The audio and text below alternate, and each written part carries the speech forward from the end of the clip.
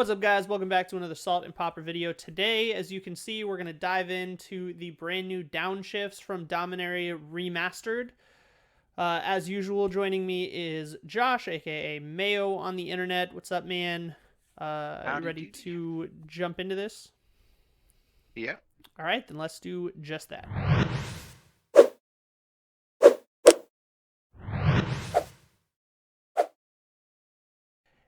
Kicking it off with Keldoran Gargoyle.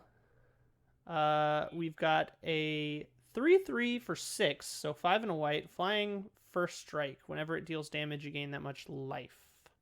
So lifelink, but without the keyword. This is a 6-drop. This seems abysmal. Why? I mean, I know why it deserves to be a common. I just don't know why it deserved to be reprinted. Excellently put. Yeah, I'm not paying 6 mana for this at all, ever. Yeah, This yeah, okay. seems like that checks out. abilities that could fit on a 3-drop with a smaller body. I know, right? You can make a 3/3 with these same keywords, or a 2/2 for like 4, probably. I mean, we've got most of that on the White-Black Knight, you know? True. I was actually looking at it in terms of like Seraph of Dawn. So like I was looking at the 2/4 for 4 with double white kind of thing, and thinking like if we cost it down to 3 and a white instead of a 2/4, we get a 3/3, and it has flying first strike and pseudo lifelink. I think first strike puts maybe a that over the edge 2/3 in that moment. Yeah. 2/3 for 3. I don't know, something like that. Anyway, this is way overcosted. This is not playable in Pauper. Next up, Nomad Decoy, which is a 1/2 human nomad for 3, 2 and a white. It has white, tap target creature. Threshold, which is a keyword we haven't seen in a while. With double white, tap 2 target creatures. I mean, we have like 3 1-mana tappers, and not all of them even cost white to tap. And this thing costs 2 white to tap if you have Threshold, although it does double tap, which is kind of nice. But it's a 1/2 for 3. I mean, this needed to be a 1-drop. Like, this is definitely just power creep showing its age, you know? Yeah. Yeah, I agree. Like, we've got the one, and 1/2 isn't even a unique stat line amongst tappers. Yeah. So. You know what would have been interesting for this card is if it had the creature type Rebel instead of Nomad. Then we might have gotten somewhere. I was looking at this as if it had Rebel, just based on the artwork. Yeah, I know, right? Yeah, I wish this was a Rebel, because I do like that archetype. I think that it's like critically under supported in Pauper, but powerful enough that it might do something if it got enough. I would love to see more Rebels printed in. Sadly, this is not, but it could have been. Yeah, that's something to be said about instant speed tutors that puts you guys on the battlefield. Seems really good. Well, I mean, they're pretty mana restrictive, so you would need to go real big. But yeah, once they start rolling, it definitely seems like they could be fun. All right, next up is Phantom Flock, which is just another phantom creature for Pauper, which is kind of cool. We have a Bird Soldier Spirit that is a 0/0 for 5, 3 and 2 white, and it says ETB with 3 1/1s, and then it has the Phantom ability of whenever damage would be dealt, you prevent that damage and remove a counter. It also has flying, so this is a 3/3 for 5 with flying and the Phantom damage reduction. I don't think we have a single playable Phantom in Pauper. I mean, we have a couple in the cube, but in Pauper Constructed, like, we're way past this ability being good. The removal is at such a premium that the damage reduction really doesn't do anything except against red, and most of these are way too slow to be brought in against that deck. Yeah, and then even if you do have the quick ones, like the 2-drop, if they damage it at all, it's still too small to deal with any of their creatures. Yep. But this is an interesting card to think about for cube introduction. Just because definitely. of the white-green archetype. Yeah. Yeah, I mean, we play both available Phantoms in white and green for the white-green counters archetype in the cube. This is definitely has the potential to be the biggest flyer and that would be something unique to that archetype too. Yeah, for sure. I think that there might be an argument to be made for it in Cube, but that remains to be seen. I still think that a 5-drop that's a 3/3 flyer that shrinks is much too much to ask. In white in general, even if it is synergistic with one of our other cards, the other two Phantoms are just good cards or decent cards in their own right, and they're not like a huge tax to support that archetype. Because I mean, people will play like, you know, Phantom Nomad in white X weenie decks, and people will play the Phantom Tiger in just like green stompy decks because it's just a beater at 3/2 for 3. So I don't know. This just seems a little bit low on the rate, even if it does have flying. And as a 5-drop, like, you really got to be something good in Cube to be worth a card slot at a 5-drop. And I just don't think this is, like, competing with the other 5-drops in the Cube. This is just straight worse than, like, every 5-drop flyer we already have. I don't know. It is synergistic, so there's, you know, it warrants discussion. I'm gonna need to be sold on it a little bit, I think. For sure. That's just like the only place that this card would fit. Agreed. It's not seeing constructed, and yeah.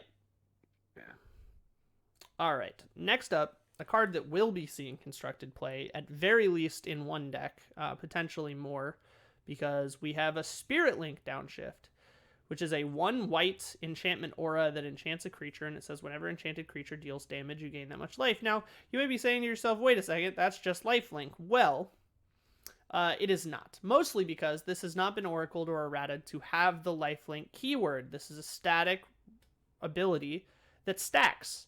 Much like stacking Armadillo Cloaks, you can stack Spirit Links, which is something that the enchantment lifelink and the keyword lifelink do not do. So notably, this will definitely see play in Boggles. Normally, they have like 2 lifelinks in the sideboard against Burn, and this will certainly replace those. Not sure where else it might have a home, but it's definitely a worthwhile reprint to know about and interaction to understand, because this does not have the lifelink keyword, and I think that's a distinction that most people are going to miss. Yeah, and it being white is just easier for Boggles than something like Vampiric Link. Yeah, you think this might have a shot anywhere besides Boggles? Anything you can think of? Any deck that has creatures that's trying to not lose a race to red, but they have to be wanting to race it. Boggles is just really good at racing because you can't deal with their creatures often. So I think that's probably where this is going to stop. Worth noting, you can throw this on an opponent's creature, which is kind of nice, unlike something like lifelink, which just gives it a keyword and benefits the controller. This does not. So small upside. It does have some defensive utility, which is kind of cool. That's a valid point. That would be a really cute control card then. Yeah. Yeah, not sure where else this goes, but at very least this will be in contention for a cube slot, because it is an offensive tool where you can gain life to outrace your opponent, but it's also a defensive tool where you can kind of effectively pacify something. Not on defense, of course, it can still block, but if it ever attacks, you just let it go through, and unless it's lethal damage, you just gain it right back. So yeah, so because this isn't it's not as the creature deals damage as with lifelink. This will not save you from lethal damage. Yes, I believe this is not. It's a trigger, right? It's not going to be something that. Okay. This happens after damage is dealt. Yeah, it didn't seem like a replacement. Yeah. Yeah, interesting. I think this might have a shot in that black-white lifelink list that we had been discussing. So there may be some other constructed implications to this card besides just Boggles, but that remains to be seen. We'll see. This card will certainly see play, though, so it's worth picking up at least a few. This is probably the most exciting downshift that we got from this remaster. Let's see. Next up, we have the only blue downshift, which is Ovinize. Fantastic art. For 1 and a blue at instant speed, you get until end of turn, target creature loses all abilities, has base power and toughness 0/1. Similar to Snake Form, but it's not splashable and doesn't draw you a card. I think Pongify was the other comparison that we drew pretty immediately. Not sure it's better or worse than that. I think that's very situation dependent, but this card's interesting at very least. Blue Combat Tricks is a very interesting card variant that we don't have very many good ones in Pauper. We recently got Shore Up, which has been seeing some play in the Mono Blue Delver list and in like Blue Black Turbo Terror as a small blue combat trick, but we really don't have very many. Most of them are just, counter spells or bounce spells and things like that. There's not many very many true blue combat tricks, and this is one of them that's now legal to us. So I think it's worth keeping your eye on. I don't know that a ton is going to come of this downshift, but it is worth noting at least. I wish this had draw a card on it and it was just like an upgraded Snake Form, but alas, it is not. Yeah. I don't know. It's very similar to Turn to Frog as well. And Sure. they're cute cards. They have not historically been good cards. They're good in the cube. Snake Form's an all-star in the cube, but maybe that's just because it's in a dual color slot. It says draw a card. That's true. Cantripping is very important. Mm-hmm. And it's also in a dual color slot, so it doesn't quite compete for the same, the same card quality. Mm-hmm. Yeah, it fulfills the same role as Ovinize would, but it just does it better because it says draw a card, and the cube is generally slower. Yeah, fair enough. But all right. Ovinize looks pretty cool. I don't know. Get it in foil if you want it. Yeah, I like the new artwork for sure. All right, and then we move on to a card that's not even close to playable, which is Evil Eye of Orms-by-Gore. So this is a 3/6 creature eye for 4 and a black that says non-eye creatures you control can't attack, and Evil Eye of Orms-by-Gore can't be blocked except by walls. This is a weird card. It's a very weird card. Again, it's very similar to the first white card that we talked about. I don't even remember its name. I can see why it's a common, but I don't know why it needed to be reprinted. I was happy when this card was forgotten. I've never really liked this one. It's got a stupid name that I don't enjoy, and then also it's got a big butt, so trying to deal with it is annoying. But when do you ever playing this? When do you ever want to deal with it? Unblockable. This thing stops non-eye creatures your opponent controls from attacking if it's on their board. Like, why would you ever want to deal with this? Yeah, right? If they play this, you're thanking them. You're like, okay, cool, your board's garbage now. Got it. You just gave a bunch of your stuff to Fender to have a 3/6 that's unblockable. Okay. Yeah. I don't know. If you could give it... No, I'm not even going to try and justify this card. I hate it. I know this is one of the old school, like, cult following cards. A lot of people are excited to see it reprinted, but man, Magic has gone a long ways since this card was playable. And it's just, I don't know why this needed to be reprinted. It's a cool throwback card. I like that they're doing that in remastered sets because we will occasionally get downshifts or reprints of cards that are really needed. This just is not one of those cards, in my opinion. I mean, a lot of these cards really weren't, sadly. Yeah, I mean, I get that, they're tinkering and balancing for limited play, but in a set like this, it's a premium set. I don't think it's going into standard, right? Not that I really keep tabs on standard legality these days. But Dominaria Remastered is not a standard legal set. It's a premium release, right? So I can't imagine why they needed to really curate the downshift areas. Like, you didn't really need to. But that being said, it is a remaster set, so much like Time Spiral Remastered, the pool of cards that they had access to from Dominaria really isn't that big. Until, you know, very recently with Dominaria United and the original Dominaria set, out of, you know, lore and stuff, they really didn't have a whole lot of you know, Dominaria themed cards to pull from to print from really old sets. So maybe this is just one of the cards that like canonically came from Dominaria or referenced Dominaria and warranted a reboot just by that alone. I don't know. I don't like that thought because the card we just reviewed, Ovinize, is a planar chaos card. That's true.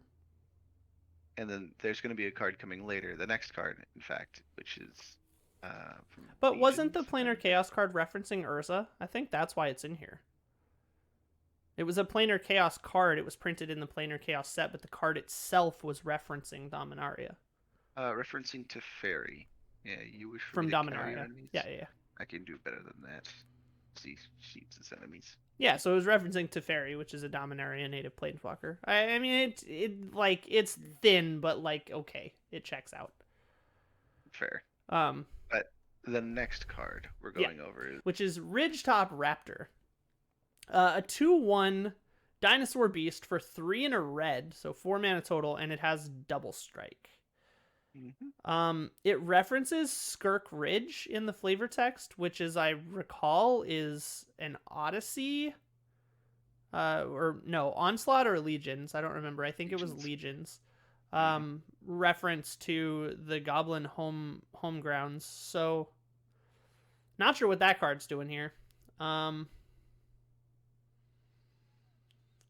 Card's okay. I mean, it's a reasonable card. You definitely see the age of this card showing. Like, this should at very least be a 2/2 in today's, you know, Magic. But I don't think it's that far off rate. I don't think it's playable as a 4-drop, but like it's close to like a reasonable common these days.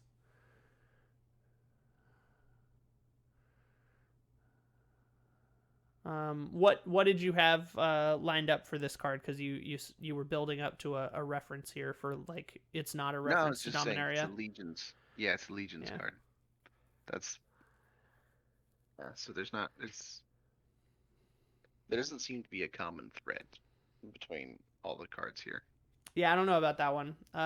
Maybe the original flavor text references something, but I don't know. Unless this is the original flavor text.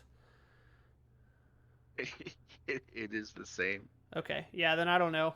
Maybe Foothill Guide is a reference to somebody in Dominaria that I don't know the reference to, but yeah, card's okay.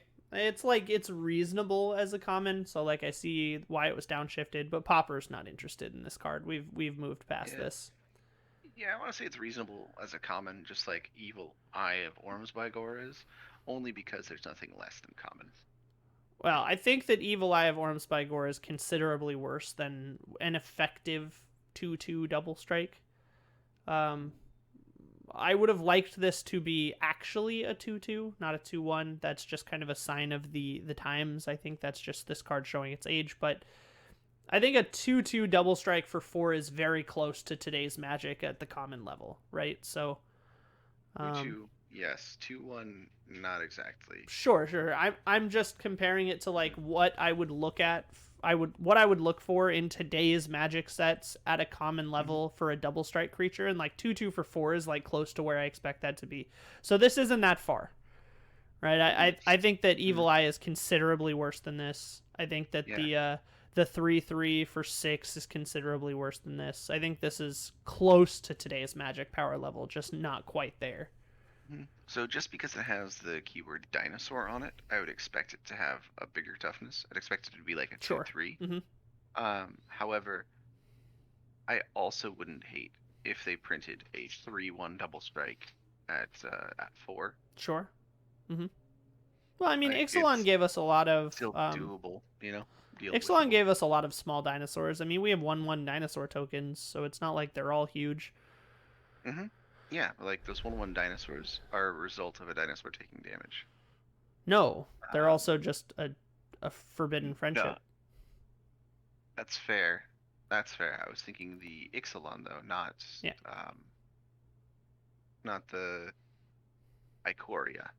sure. Yeah, I think Ikoria actually tends to have bigger dinosaurs than Ixalan. No, I think that's Ixalan had a one. lot of the smaller dinosaurs. Ixalan had some small dinosaurs that still had enrage on them where they Mm-hmm. wanted to take damage. Yep. Um, one of them was like a 1/1, I think, that gets you a 3/3. Another one's a 1/1 that deals 5 to a creature when it is hit. Mm-hmm. So like there's like a desire to be damaged Mm-hmm. in that, and the one where you get the 1/1 dinosaur token came from Ikoria, I believe. Yeah, yeah. Forbidden friendship Mm. came from Ikoria. All right. Let's see. What's next? Primal Boost, which is a cycling card, which is kind of cool. For 3 mana, 2 and a green, we have an instant that gives target creature +4/+4. It has cycling for 2 and a green, and then if you cycle it, you may have target creature get +1/+1 until end of turn. I don't think this is gonna make any real splashes, but it is cool to see more cycling stuff. Yeah, I think cycling at 3 cycling is stuff, really expensive. yeah, cycling for 3 is a lot. When you're looking at like, God, what were the 3 Like the color 1 cycle mana cards? groves. See, those would be some cards I'd like Yeah. to see. Not not reprinted, but like functionalized. Mm-hmm. You know, make them playable. Sure. I'd enjoy that. All right. Yeah, I mean this card's okay. It's not gonna see any play in Pauper constructed, but like it's not a terrible card. I remember playing with this card at its original printing and like I imagine it was good back Odyssey then. There were something. not so many cantrips. Yeah, it was pretty good.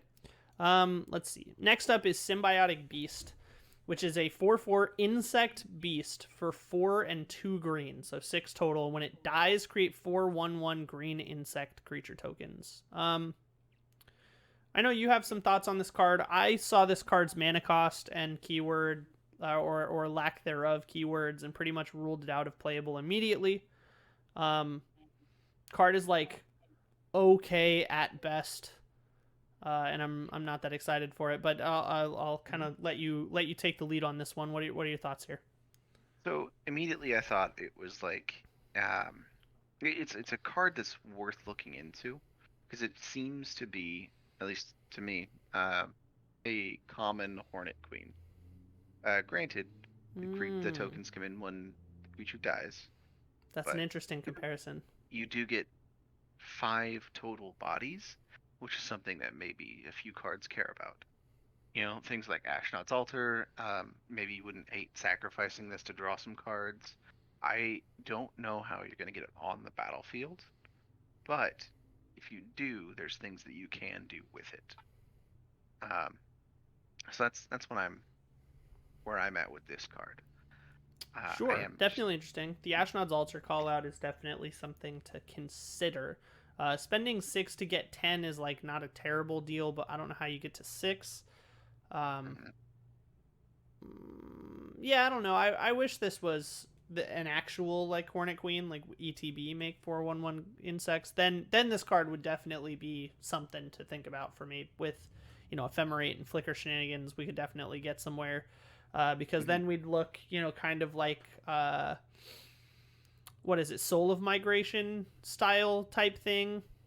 Um, but as it stands, yeah, dies is a keyword that's kind of tough for like the primary value of your card, and 6 mana is a Yeah, lot.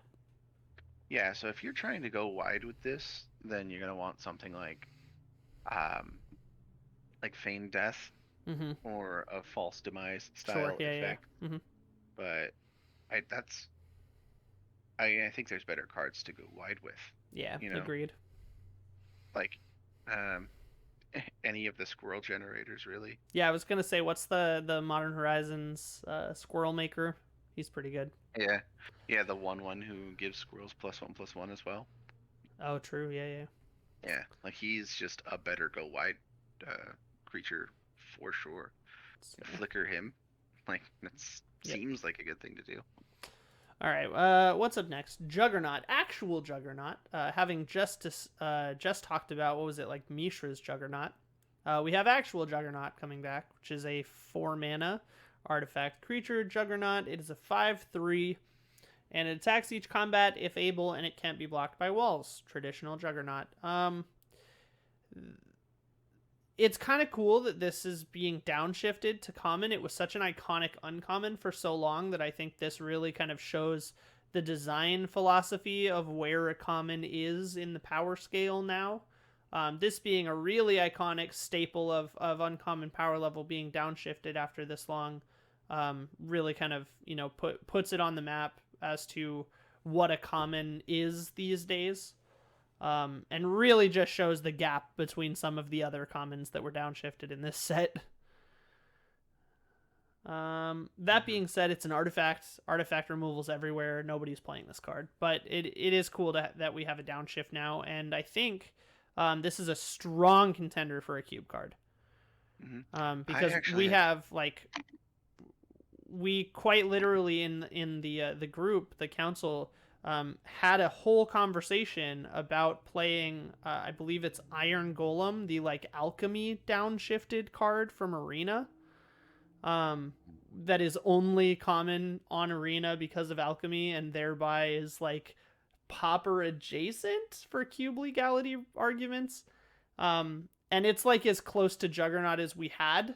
So the fact that we now have Juggernaut is very exciting for me, because at very least that card can come out now.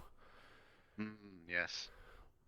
I actually have a challenge for you. Okay.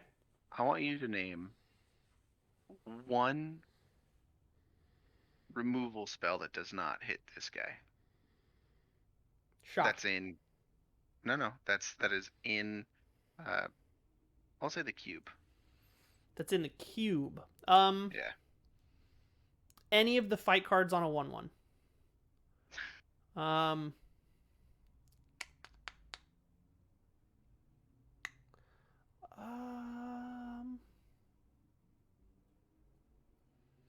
I don't think there's a lot. Right? And there's even less in constructed. Right? Maybe you have a Galv Blast that's not powered Not up. active, yeah. That's all I see when I look at Juggernaut nowadays. If it had haste, I don't know, maybe. But yeah, I think even with not very much not dealing with Juggernaut in the cube, it's still still good. I mean, we see the power of Renegade Freighter constantly, so I'm interested in at very least making an argument for this card. Now, that being said, I believe my version of the cube did not end up running Iron Golem, because I took a firm stance on what is and isn't Pauper legal. I don't believe, I'm just not a fan of alchemy, so I do not support the argument that alchemy legalizes things in Pauper. And largely it feels like the PFP stands with me here, because Iron Golem has not been officially sanctioned for Pauper play. So I never inputted Iron Golem into my cube. I believe that slot currently belongs to Staunch Throne Guard, as a colorless way to combat with Monarch control strategies. Just to have a way to get Monarch yourself, to prevent them from stalling out or locking up the board, to prevent it being stolen and just accumulating card advantage. And I do like how that is played so far. It seems like it definitely has gone into some decks that are slower or mid-rangier but aren't dedicated black control decks. And I like that it's opened up kind of a space for a white-blue long grindy sort of deck, instead of the tempo sky styles we've seen most often, especially with Pegasus Guardian. It really kind of opens up this flicker mechanic now to have access to Monarch, which is kind of interesting and cool, and I want to see how it develops. So I'm not 100% sure Juggernaut will make the cut in my cube because I've already kind of made a, cut it in the form of Iron Golem for something else. But I like that it's available now, and I may circle back if Staunch Throneguard doesn't really feel like it's delivering, or if one of the other creatures really just sort of fizzles out or stifles, or if we see something like Renegade Freighter getting way too good. I could definitely see this as kind of a nerfed version of Renegade Freighter going in instead, just to kind of ease that power level back. So I like that we have this as an option now. That's exciting. Fair. Yeah, Renegade Freighter is very good. A really, really strong card. Yeah. All right, and last but not least, we have Terminal Moraine. Oh, did I say not least? I meant least. This is a land that taps for colorless, and then it has 2 mana, tap, sacrifice it, search for a basic, put that card into play, tapped, then shuffle. Man, it's tough to find something to like about this card, I'll tell you what. I got something for you. Okay, what do you got? So, I mean, have you ever tried to play panoramas in like a 4-color deck? No. Okay, what about a 5-color deck? Still no. I play better lands. Have you ever tried to play an Evolving Wilds? Yeah.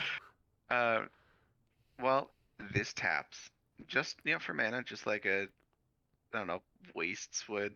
Mm-hmm. But I don't know, man. Look, this is harder. You know what I akin this card to more than Evolving Wilds, which was a surprise comparison for my brain to make, but I like the supporting argument that comes with it, is Ash Barrens. I was gonna say any of the panoramas. It's Ash Barrens. I like that this lines up next to Ash Barrens for me because it is an untapped colorless land that you can play on curve that taps, or you can pay some mana and get rid of it and find the land you're looking for. I think the difference is that this allows you to use that mana on curve if you need it, and then later cash it in for a colored source, unlike Ash Barrens, where you have to make the decision before you play the land. Like any of the panoramas. Yeah, sure. But panoramas are locked onto specific colors, and this isn't. Mm-hmm. I guess you could compare this to... God, what was it? There's like a double Evolving Wilds, right? That's pay 2, sack it, and then get 2 lands and put them into play tapped. And I like that one way more. It's like a 3 and a green, and you tap it. Yeah, that's a really good. Yeah, one. This card's bad. Mm-hmm. Yeah, not a fan of this. This is just this is really Magic showing how far the common land has come. Like. Filtering, fetch lands, Evolving Wilds, Terramorphic Expanse, Ash Barrens, really showing the premium quality that like we've gotten in Pauper these days. And most of those aren't even played. I mean, Ash Barrens is like a fringe land. So yeah, this has got no shot. There's a land that I'm thinking of. It's like really old from like Ice Age and stuff. It comes in tapped, and then you can pay mana to return it to your hand, and then you evolve in Wilds. Yeah, it's like glacial something. Glacial. I don't remember. I'll find it, but yeah, I do remember. Mm-hmm. That's what this really reminds me of. That's what I want this to be. That's what this reminds me of in terms of power level. Sure. Because this, I mean, while you can pop this right away, and you can't pop the other land, and you don't sacrifice the other one, but it does take 2 turns to turn online, and that's in either case for both of these lands. I think that's too much of an investment. You don't want to be doing that. Yeah, this card's not good. But Soul Link is, and that's really the only thing we got from this downshift set. You heard it here first, folks. Or second. I don't know. Depends on the order you click on videos. Alright, guys. That wraps up the Dominaria Remastered downshifts. All of the new cards for Pauper. Let us know if you disagree with anything. I really don't think there's a whole lot to get excited for from this set for Pauper, unfortunately. But we did get some cool reprints, which is nice. mainly I'm excited for that Soul Link downshift. That's going to be exciting, but other than that, not a whole lot to really stir things up like I was hoping. As usual, guys, thank you so much for sticking throughout the video. If you got all the way to the end, make sure you like, subscribe, drop a comment down for the algorithm game. And as a special thank you, we are closing in on 250 subscribers. So for our 200 sub giveaway, we have selected Yakboy Yabke as the recipient of a set of our foil premium custom tokens. So congrats, man. Glad you liked the videos. Really excited to see what you can do with that treasure token. And I hope you enjoy them. Make sure you hit me up on social media, either Instagram, Twitter, or Facebook. DM me and we can get that sorted out for you. So thank you so much, guys. Stay tuned. We're going to do another one at 300 subs. So we're closing in on that pretty quick. As usual, goodbye forever, and I'll see you next time. Peace.